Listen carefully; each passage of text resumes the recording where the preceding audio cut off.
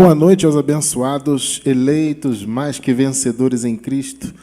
É uma satisfação imensa estar aqui ao vivo com os irmãos. Hoje é sexta-feira, dia 23 de agosto de 2019, né? São 21 horas e 1 minuto. Eu louvo a Deus pela vida de vocês que já estão aí com a gente, participando, né, da nossa transmissão. Hoje nós estamos iniciando uma série, né? Eu não sei quando que essa série vai acabar, eu espero que ela seja muito longa, né? Deve ser, porque o assunto é muito extenso. Toda semana, se Deus assim nos permitir, nós estaremos aqui para trazer esse entendimento da escatologia consumada. Cada semana a gente vai trazer um pedacinho, vai raciocinar em cima, com muita calma, com muita paciência, tá? Para a gente poder alcançar o nosso objetivo, que é compreender bem esse assunto, tá? Então, convido você a também vir conosco, né? Abrir o seu entendimento juntamente conosco, né? Você conhecer as verdades bíblicas que me fizeram tão bem a mim e continuam me fazendo bem, principalmente pelo fato de eu poder transmitir esse conhecimento, né? O Senhor tem me dado essa oportunidade aí ao longo desses anos, graças a Deus, né? E hoje vamos entrar nessa etapa maravilhosa, né? Esse assunto de escatologia, né? Nós começamos a trazer para as pessoas que acompanham o nosso trabalho. A gente começou a trazer, se eu não me engano, no ano de 2011, né? Em 2011 a gente começou a falar, né, a respeito disso, né?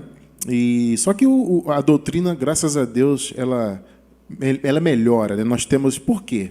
Por que a doutrina melhora, que eu digo? Porque o conhecimento cresce, né? O conhecimento ele vai amadurecendo e ao longo desses anos a gente vem estudando. Eu segui estudando muito esse assunto, né? Então eu acredito que a partir desse estudo de hoje a gente vai corrigir os pontos que, né, não estavam 100% corretos à luz da palavra, né, que nós trouxemos já naquela época, mas aquele pontapé inicial que nós demos foi muito importante já para trazer esse assunto à tona, né? E agora nós vamos retomar esse assunto, né, e vai ser um prazer muito grande trazer esse conhecimento para vocês em nome do Senhor, tá? Hoje, abençoados, nós estamos com o nosso chat aqui desativado, porque eu quero ir direto ao ponto, tá? Hoje eu não vou ler nenhuma mensagem, tá bom? Vamos deixar a leitura das mensagens para o domingo, né?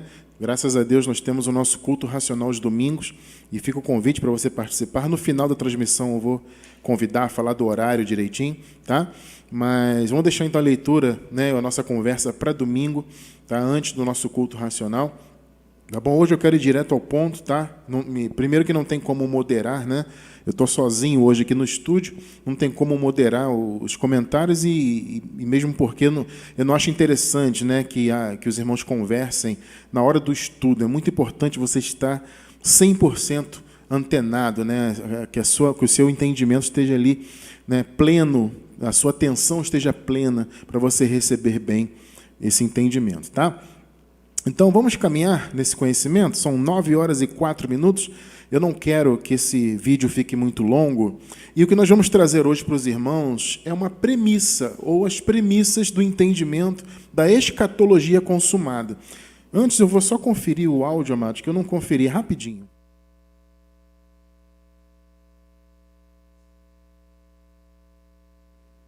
Está perfeito, graças a Deus.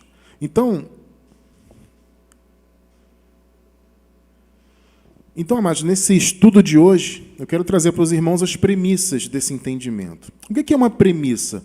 Uma premissa, ela é o ponto fundamental de uma ideia, né? É a base, vamos dizer assim. A gente pode comparar uma premissa com um fundamento, né? Com um alicerce, né? Você tem a base, você constrói em cima daquela base e você tem que seguir o caminho da base, né? Se você faz um alicerce para uma casa, por exemplo, né, e quadrado, você tem que construir uma casa quadrada, ela tem que seguir aquela linha, né? Você não pode, por exemplo, fazer o primeiro andar quadrado e depois querer fazer o segundo andar redondo, não dá certo, né? Você tem que seguir a premissa, a base. Então, eu quero trazer isso para os irmãos nessa noite, né? Aliás, boa noite, né, como eu falei, para quem está ao vivo. Agora, bom dia para quem está assistindo a gravação depois, né? Se você estiver assistindo posteriormente, bom dia para você que está assistindo pela manhã. Se você está assistindo à tarde, boa tarde para você também. Para não esquecer dos irmãos que assistem a gravação depois, né? Tá bom? Se você não é inscrito no canal, fica o convite, amado. Se inscreva no canal, marque o sininho aí, para você estar sempre recebendo as notificações desses estudos maravilhosos e de toda a programação que nós temos, tá? Na terça-feira passada, nós iniciamos também um novo programa sobre música, graça, música e poesia, tá? Já está disponível aí no nosso canal, só pesquisar a playlist aí que você vai achar. Tá? Também pretendemos fazer toda semana, tá? Bom, dito isto, eu preferi falar agora para não esquecer. Dito isso, então, é aquilo que eu estava dizendo. A gente vai tratar de premissas, né? O princípio do entendimento e depois nós vamos caminhar em cima dessas premissas. Eu quero que você compreenda isso. Eu vou dar a base do raciocínio hoje, e vai ser até rápido, na verdade, e depois a gente vai construir em cima desse raciocínio, né? Toda vez que nós chegarmos em algum ponto importante de interpretação, a gente vai sempre recorrer a essa base, a essa premissa, tá? Esse raciocínio que será apresentado hoje, tá bom? Então, vou colocar para vocês aqui, para não perder o costume, o tema, né, do nosso estudo aí de hoje, então. Esse aí é o tema, as premissas da escatologia consumada, a base do raciocínio, né? Por que nós defendemos essa ideia? Veja, amados, eu me lembro muito bem que, quando eu era criança, vocês sabem, né? Eu repito sempre isso, para quem já acompanha há um tempo, já ouviu milhões de vezes essa história, mas se você é novo por aqui, não conhece a gente, está conhecendo agora, eu fui criado na religião. Tá, eu nasci criancinha de colo, né? Já fui batizado na Igreja Católica, minha família tinha esse ritmo católico. Logo depois, minha mãe se converteu a uma denominação pentecostal, e ali eu segui os passos, né, da minha mãe, cresci naquele meio, comecei a aprender a tocar instrumentos musicais, a cantar no meio do grupo de crianças, e depois me tornei pré-adolescente. Depois de um tempo, eu fui para a Igreja Batista, passei 6 anos na Igreja Batista, né? E depois voltei para essa igreja pentecostal e tudo mais. Então, eu tenho essa vivência no meio do sistema. Eu também passei um tempinho muito rápido, muito breve, pela Igreja Adventista do Sétimo Dia. Tá? Eu não cheguei a me filiar nem nada, mas eu frequentei durante um pequeno espaço de tempo.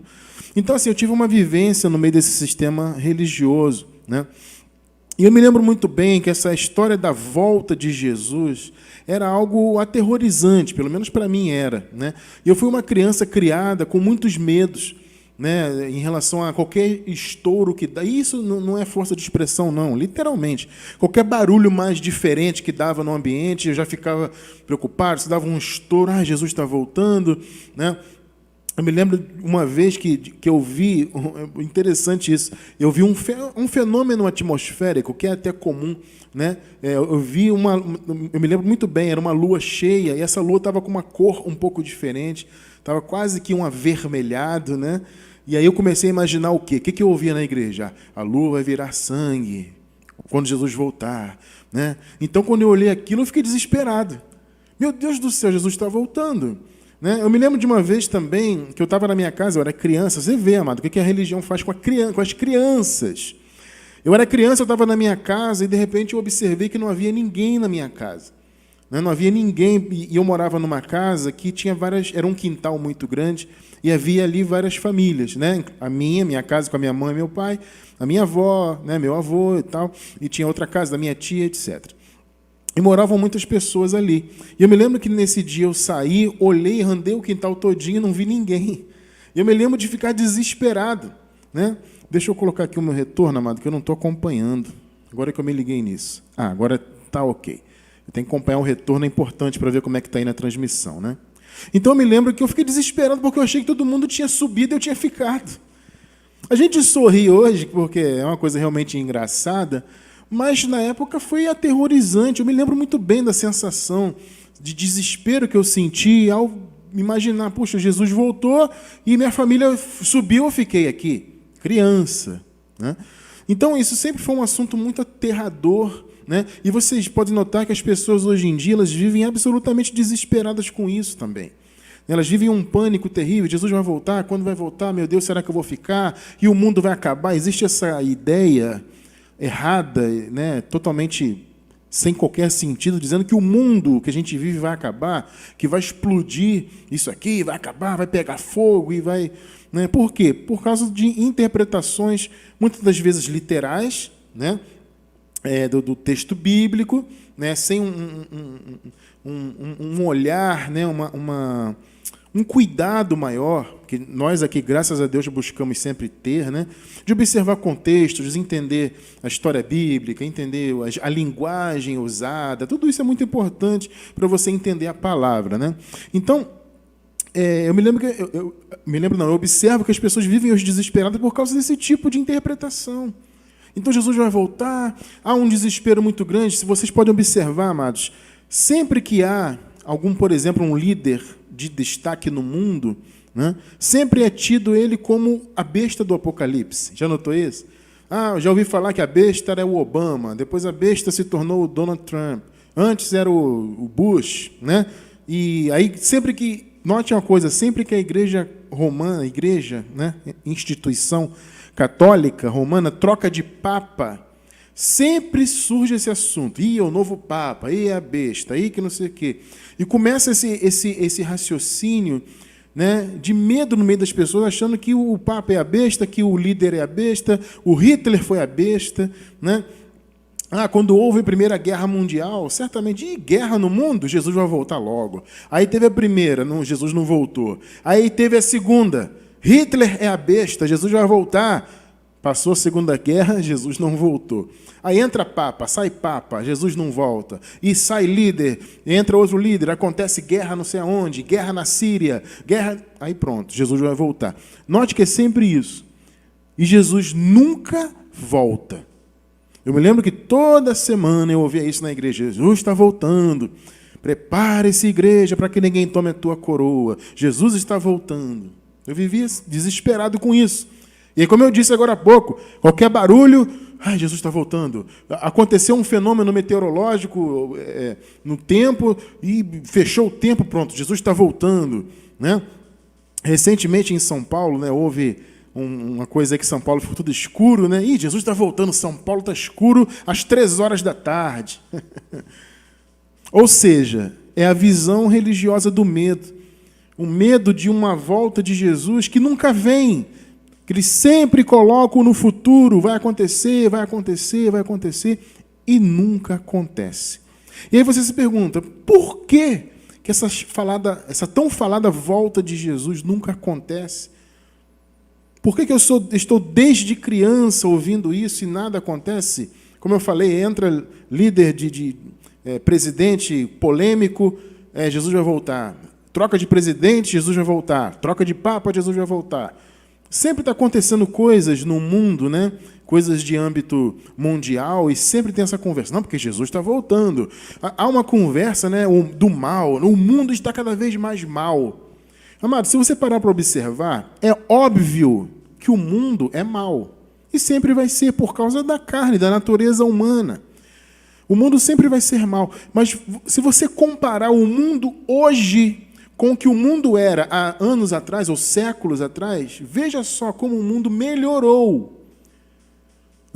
Perceba que hoje o ser humano... Hoje, por exemplo, há menos fome no mundo. Você sabia disso?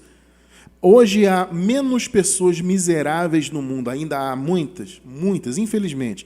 Mas hoje é muito menos do que antes. Ou seja, existem mais pessoas acima da faixa de pobreza, de miséria, do que abaixo.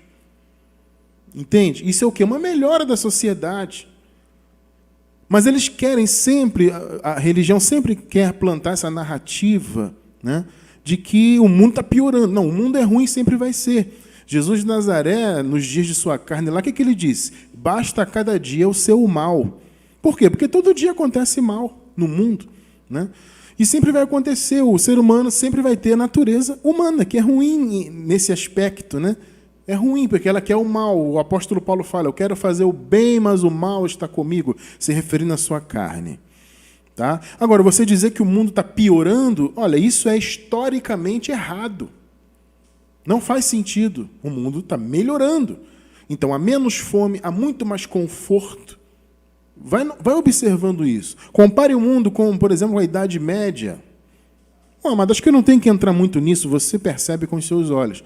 Mas que não tem muito mal cristão no mundo. Concordo, tem, sempre vai haver. Mas isso não tem nada a ver com o Apocalipse, nada a ver com volta de Jesus no futuro. Tá bom?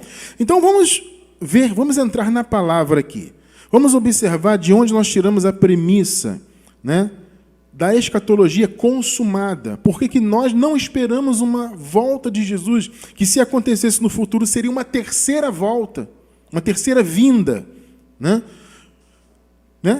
Que não tem fundamento bíblico. A terceira vinda de Jesus não tem fundamento bíblico. Então vamos observar de onde vem a premissa. Vamos ler juntos aqui Mateus capítulo 24, versículo 34. Vou colocar aqui para a gente ler junto. Vejam só. Olha o que Jesus falou. Note que Mateus 24, Jesus está profetizando sobre o fim do mundo, né? Ou seja, sobre o fim, sobre o apocalipse que aconteceria. Tá? Todo o contexto ele fala do que aconteceria antes da fatídica vinda, da parousia dele. No versículo 34 ele diz, eu lhes asseguro, eu estou lendo aqui a Nova Versão Internacional, eu lhes asseguro que não passará esta geração, note bem o que ele está falando, está sublinhado aí, não passará esta geração sem que todas, até que, né? É o que eu estou lendo a Nova Versão e estou com um pensamento em outra versão. Não passará esta geração até que todas estas coisas aconteçam. Notou aí? Não passará esta geração. Se você tem uma Bíblia aí na mão, meu amado, sublinhe isso aí. Não passará esta geração. Tudo que Jesus profetizou ali, no contexto, tá? Tudo que ele profetizou. Ele está falando da sua vinda, da sua parousia, do juízo sobre Israel, né? Tudo aquilo que aconteceria. Eu não vou entrar nisso hoje, tá? Hoje é só uma premissa, tá bom? Depois a gente vai entrar em Mateus 24, com calma, gente. Muita calma e paciência. Eu não vou entrar nisso hoje. Só estou mostrando a premissa. Eu lhes asseguro que não passará esta geração até que todas estas coisas aconteçam. Eu pergunto para vocês, Jesus é mentiroso?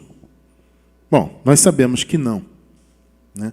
Então, se ele disse que aquela geração veria aquelas coisas acontecerem, eu tenho que acreditar no que Jesus falou.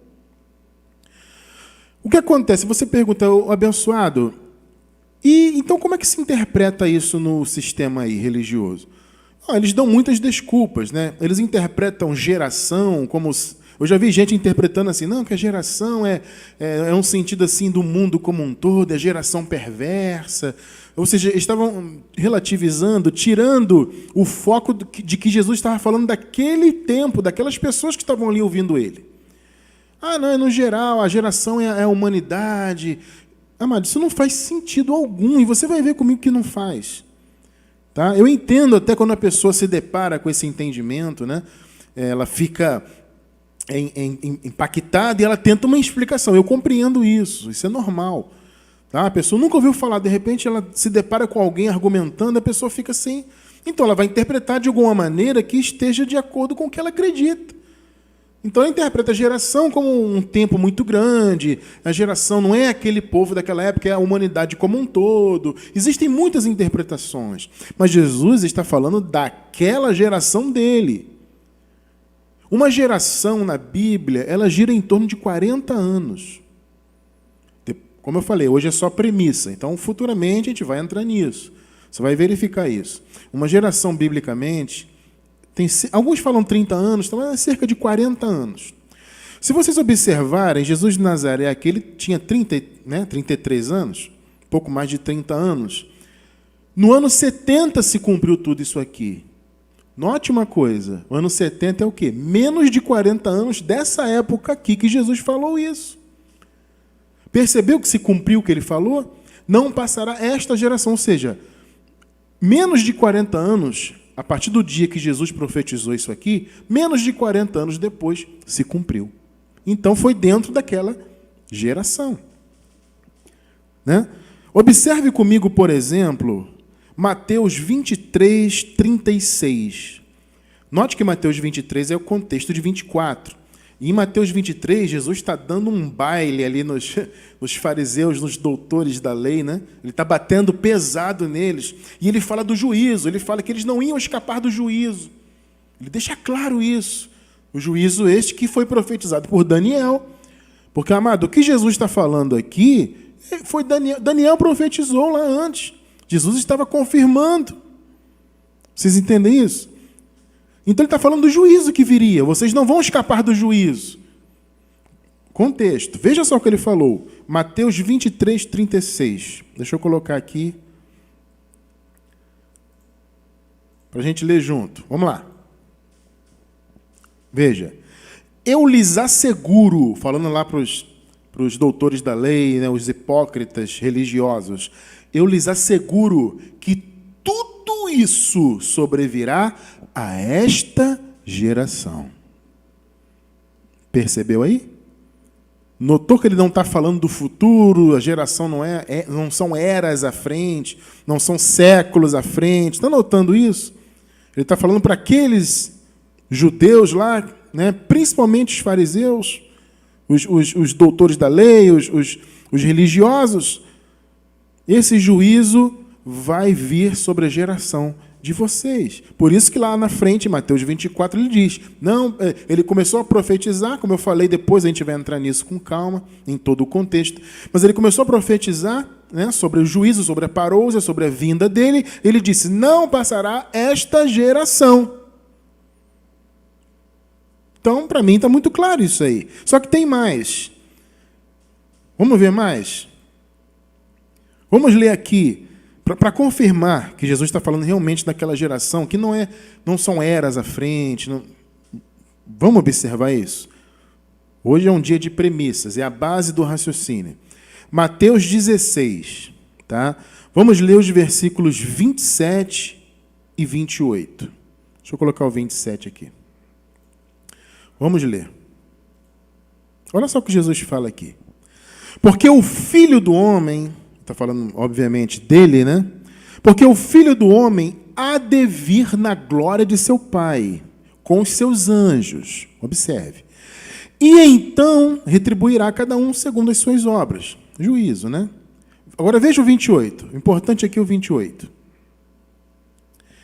Em verdade vos digo, alguns do que aqui estão, notou?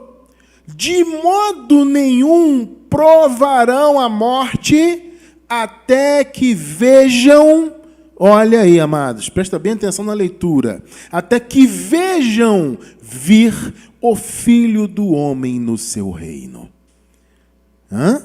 Em verdade vos digo, alguns do que aqui estão, amado, por favor, não há como interpretar diferente. Alguns dos que aqui estão, de modo nenhum, provarão a morte, até que vejam, percebeu aí? Até que vejam vir o Filho do Homem no seu reino. Agora, observe comigo aqui, raciocina, vamos raciocinar. Deixa eu colocar aqui o meu retorno. Raciocina comigo. Alguns do que aqui estão não provarão a morte, até que vejam ele vir, o retorno dele como rei, reinando no seu reino. Agora, pensa comigo, amado, será que existe alguém vivo até hoje com mais de 2.000 anos? Ou perto de 2.000 anos? Não, com mais, né? Não, com um pouco menos. Por volta de 2.000. Pronto. Pensa comigo. Porque ele disse que alguns dos que estavam ali iriam vê-lo voltar. Alguns dos que estão aqui não vão morrer até que me vejam. Olha, amado, alguns morreram? Morreram. Obviamente havia já pessoas idosas ali ouvindo Jesus, mas havia pessoas mais novas que certamente estavam vivos ainda quando viram o reino vindo. Então, se eu imaginar que a volta de Jesus que ele profetizou em Mateus 24 é no futuro, então tem que entender que há pessoas ainda daquela época que estão vivas. aguardando ele voltar. Qual é a lógica e qual o sentido disso? Né? Vocês estão entendendo a premissa do raciocínio da escatologia consumada? É claro que o assunto, gente, é muito extenso, mas só com a premissa você já consegue... Opa, faz sentido. Como é que... alguém está vivo com 2.000 anos de idade? Não, não tem. Percebeu que já se consumou? Observou bem? Então, amado, o que acontece? Existem muitas interpretações o que acontece, amado, é que, amados irmãos, é que existe um malabarismo muito grande. Esse é o termo. É um malabarismo muito grande para explicar isso, para colocar no futuro a volta de Jesus. Então eles fazem um malabarismo, uma coisa... Né? Então, por exemplo, existe um raciocínio que eu já vi também alguém trazer, dizendo que Mateus 24 é assim, metade Jesus realmente está se referindo ao ano 70. A segunda metade não, ele está falando de uma futura vinda. Aí, o que acontece? Se eu não me engano, eu não tenho certeza absoluta, tá? Mas se eu não me engano, as pessoas que afirmam isso, elas falam que de Mateus 24 até o versículo 35 é uma coisa. A partir do 36, Jesus estaria falando de uma outra vinda. Né? Vamos parar para pensar. Qual é a lógica disso em termos de hermenêutica, por exemplo, de interpretação de texto? Você isolar. Jesus está falando de todo um assunto ali, até a metade ali do capítulo. Aí, do nada, ele muda e fala de outra coisa. Qual é o sentido disso? Isso não faz sentido. Em todo o capítulo é uma profecia sobre a parousia de Jesus, a vinda dele no ano 70, no caso, em juízo, para aquela geração. Alguns ainda estariam vivos, alguns ali que estavam com ele ouvindo o Senhor, estariam vivos para ver a parousia. Percebe? Então, eu não posso dividir e criar uma terceira vinda. Algumas pessoas falam assim, não, sabe o que acontece? É porque o ano 70 foi um mini apocalipse. Gente, olha, você vê de tudo, né, no raciocínio. Como eu falei, é um malabarismo, eu compreendo, é compreensível. Tá? A pessoa crê de uma maneira, quando ela se depara com outro raciocínio e ela vê que está na Bíblia, ela tenta encaixar o raciocínio dela, entendeu? Tenta adaptar. Mas para ser sincero, amado, não há nada na Bíblia que nos faça crer em 2 apocalipses. Sabe? Não tem sentido. Não, no ano 70 aconteceu um apocalipse um micro-apocalipse, mas está previsto um apocalipse maior, com a destruição da terra, com um fim, e com explosões, e isso e aquilo. Desculpe, amado, eu desconheço na Bíblia alguma coisa que aponte para isso. Aí você pergunta, mas Cristiano, tudo bem, realmente não faz muito sentido. Mas de onde eles tiram, então, esse entendimento? De onde vem isso?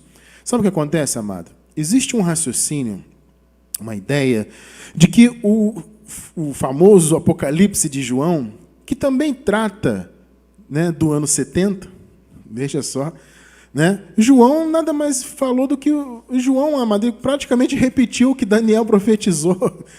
O Apocalipse de João nada mais é que um livro de Daniel, né? Um outro livro de Daniel, entre aspas. Tá? O João profetizou o que ele ouviu de Jesus, obviamente.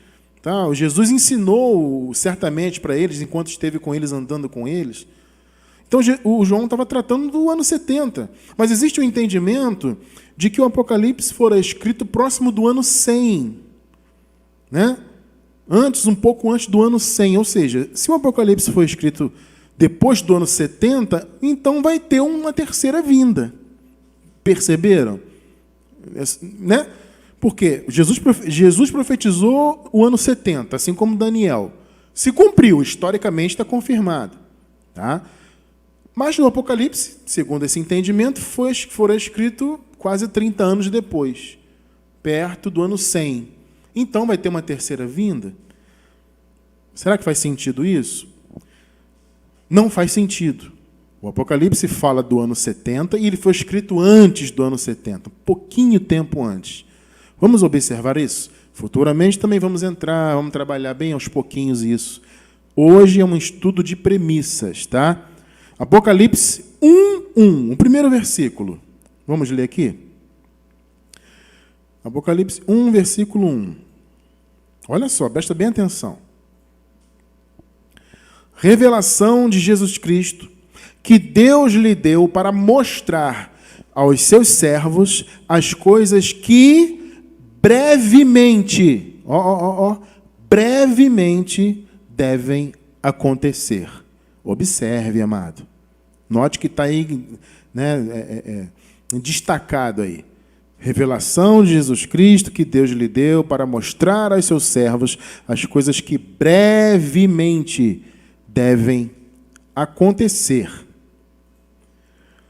Vamos raciocinar em cima disso? Brevemente são muitos séculos. Deixa eu voltar o retorno aqui. Brevemente são muitos séculos? Não. Brevemente é um curto período de tempo. Tudo indica que o Apocalipse, que foi escrito, não é um livro da graça, tá? Não é um livro para falar do Evangelho da Graça, não é um livro para os gentios, não tem nada a ver com a gente, nem com os nossos tempos. É um livro para os judeus daquela época, porque o juízo, fundamentalmente, foi para os judeus. Entende? E a escatologia, amado, ela não é cósmica. Isso é uma coisa importante de se falar. Né? As pessoas têm essa ideia de uma escatologia cósmica, do cosmos, destruição do cosmos e novo céu e nova terra. Amado, novo céu e nova terra já existe. Por quê? Porque a escatologia, a consumação de todas as coisas, todas as profecias, é uma escatologia de pacto, que tem a ver com mudança de pacto. Entende? E a gente vai entrar nisso no futuro. Então não é a escatologia cósmica, a escatologia bíblica é dos pactos. Então, aqui está falando para os judeus, né, escrevendo para falar do que aconteceria, com uma linguagem codificada, né? A linguagem do Apocalipse é bastante codificada e tudo mais. Agora, o que fala aqui? Brevemente. Ou seja, ele foi escrito, provavelmente, poucos anos, talvez uns 2 anos antes do ano 70, no finalzinho do ano 60, né? No finalzinho dos anos 60 lá, dos primeiros... É porque quando a gente fala anos 60, parece 1960 agora, né? No finalzinho da 6ª década da era cristã. Pronto, agora está certo. Provavelmente foi bem no finalzinho da 6ª década da era cristã. Por quê, amado? Vamos lá. A palavra breve, está aqui, brevemente, ela vem do grego takei, takei, né? Que vem da raiz takos, que significa rapidez. Olha só, essa palavra no grego significa rapidez, celeridade, uma coisa que é rápida. Observe bem, amado. Você vê que brevemente não faz sentido você colocar milênios, séculos e séculos e séculos à frente. Brevemente deve acontecer, faltava poucos anos. Então, no máximo 1 ano, 2, no máximo para acontecer. É um curto período de tempo. Essa palavra takei significa isso. A raiz takos significa isso, né? Rapidez. E esse desdobramento da palavra, a palavra takei, significa em breve, pouco tempo. Observe só, para você ver que isso não é bobagem, essa palavra aplicada em outro versículo, em outra passagem bíblica. 1 Timóteo, capítulo 3, verso 14. Observe só, 1 Timóteo, vamos ler aqui. 3,14, é isso mesmo. Olha só, amado. Aqui Paulo falando a Timóteo. Escrevo-lhe estas coisas, embora espero ir vê-lo em breve. Maravilha, né? Escrevo-lhe essas coisas, embora espere ir vê-lo em breve. A mesma palavra que aparece aqui, nesse versículo, takei, é a mesma que aparece em Apocalipse 1, versículo 1. Será que Paulo estava falando que queria ver Timóteo séculos depois? Será que é isso? Timóteo, eu quero te ver daqui a 20 séculos. Hã? Não, eu quero te ver em breve. daqui a pouco tempo, daqui a um ano, sei lá, quero te ver muito em breve. Vocês estão percebendo? É a mesma palavra que está lá, as coisas que brevemente devem acontecer. Então, veja bem, ainda que o Apocalipse tivesse sido escrito e não foi, depois a gente vai ver mais a fundo, tem outros detalhes, tá? Ainda que ele tivesse sido escrito no ano, sei lá, 98, perto do ano 100, ainda assim, essa suposta terceira vinda já teria acontecido, porque as coisas que brevemente devem acontecer. Então vamos imaginar que que o Apocalipse for escrito no ano 98. Então Jesus voltou no ano 100, amado, a terceira vinda, suposta. Aconteceu no ano 100, porque é breve, não é séculos à frente. Então, amado, o Apocalipse, assim como que Jesus profetizou, assim como o que Paulo falou, que depois nos estudos à frente nós veremos também Paulo falando, a gente vai ver a relação, né, disso tudo isso aponta para as profecias de Daniel sobre o juízo sobre Jerusalém, a parousa de Jesus, a vinda, a consumação de todas as coisas. Tudo aconteceu no ano 70. Perceberam? Então, amados, isso é a premissa desse entendimento. As coisas que brevemente devem acontecer, tá? Não passará esta geração. Alguns dos que estão aqui não verão a morte até me ver vindo na glória. Amado, está muito claro. Tá? Então, a partir de hoje, se Deus assim permitir, semana que vem a gente vai continuar, e enquanto tiver assunto a gente vai tratando, a gente vai sempre recorrer a essa base aqui, a essas premissas apresentadas hoje. Tá bom, amados? Então, queridos, são 21 horas, 37 minutos, vamos encerrar por aqui o nosso estudo de hoje. Muito obrigado pela sua audiência, tá? Esse estudo está sendo transmitido ao vivo, mas eu vou deixar, obviamente, a gravação aí, tá bom? E espero que vocês já assistam uma vez e mais uma, e quantas vezes vocês quiserem. E na semana que vem, se Deus quiser, a gente volta com o estudo número 2 da escatologia consumada, tá? Eu quero convidar vocês a estarem conosco no próximo domingo, a partir das, olha só, 10h30 da manhã, começa o culto propriamente. Nós começamos os louvores, né, orações e a palavra por volta das 11 horas da manhã. Tá? Só que às 9h30, uma hora antes, a gente está na recepção. A gente chama de esquenta, né? A nossa recepção do nosso culto, onde nós lemos as mensagens dos irmãos, conversamos, recebemos pedidos de oração, mostramos as fotos que os irmãos mandam para nós, sabe? É um momento muito agradável de conversa, de relação mesmo, de comunhão. Tá? Então, 9h30 da manhã, se Deus assim permitir, nós estaremos ao vivo no próximo domingo, tá? 9h30 da manhã, horário de Brasília, e às 10h30 começando o culto propriamente dito, tá? Então, espero vocês no próximo domingo e vamos continuar juntos crescendo em graça, tá bom? Ó, e nunca, amados, nunca se esqueçam, vocês são abençoados, tá bom? Olha, um excelente fim de semana para vocês, um ótimo sábado, e se Deus quiser estaremos juntos no domingo às 9h30 da manhã, tá? Graça e paz sejam multiplicadas, abençoadas.